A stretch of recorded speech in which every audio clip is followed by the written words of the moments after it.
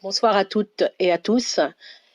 Désolée de ne pas être avec vous ce soir pour enregistrer cette 26e émission de Radio Mortimer. J'ai préféré rester au chaud avec mes microbes. Je voulais néanmoins partager avec vous deux coups de cœur de cette deuxième partie de saison, deux reprises de spectacles que j'ai beaucoup aimés. Le premier est Mon Olympe.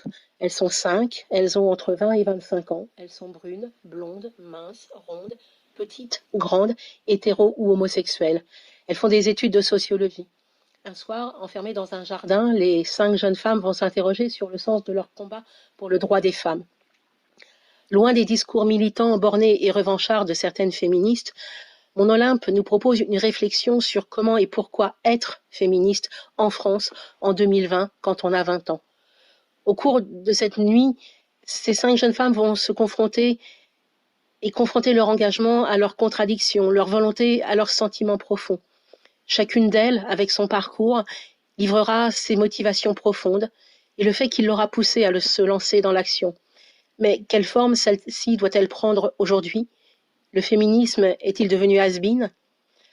Créé avant MeToo ou le hashtag Balance ton porc, ce spectacle créé par 5 jeunes femmes d'aujourd'hui, 5 jeunes femmes dans le vent, dresse le bilan d'une situation.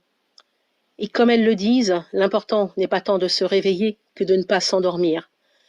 Mon Olympe est mis en scène par Gabrielle Chalmont, interprétée par Claire Bouaniche, Sarah Coulot, Louise Fafa, Maude Martel, Jeanne Ruff.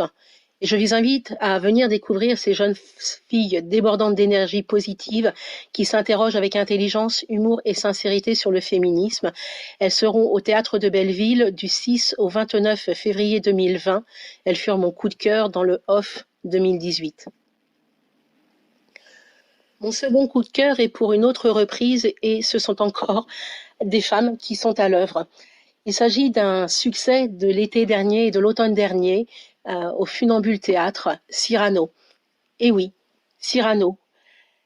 Il en faut du cran pour s'attaquer à cette pièce maîtresse du répertoire français. Elles sont 3 sur la scène du Funambule Théâtre à se lancer dans ce challenge qu'elles relèvent avec panache. Une proposition innovante de la compagnie Le Théâtre des Pieds Nus qui réussit à surprendre et à séduire sans trahir le texte. La scénographie rappelle le théâtre de Tréteau, les scènes du XVIIIe et du XIXe siècle, avec ses bougies, ses lampions pour éclairer la scène. Le décor est épuré, tout comme le texte, qui est débarrassé des personnages secondaires, certains étant en arrêt, mais qui garde l'essentiel, l'intensité dramatique, les histoires et rapports entre les principaux personnages, Cyrano, Roxane, Christian, De Guiche, Ragueneau, Lebret, la Duègne. Ces 3 jeunes femmes utilisent les codes classiques du théâtre pour donner une vision de Cyrano qui n'est pas du tout classique. Les rôles s'échangent grâce à des masques qui évoquent la commedia dell'arte. Elles puisent leur inspiration dans le théâtre baroque, mais aussi dans la culture asiatique.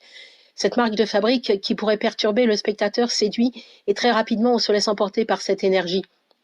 La mise en scène de Bastien Hossard tire parti des talents multiples de ces 3 comédiennes, intégrant chant, danse et musique, l'ensemble faisant résonner l'intemporalité de l'œuvre d'Edmond Rostand.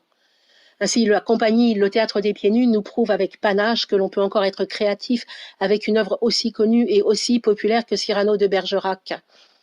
Le talent du trio, qui porte avec brio ce texte, continue à nous faire rêver et à nous émouvoir, à nous faire rire ou sourire.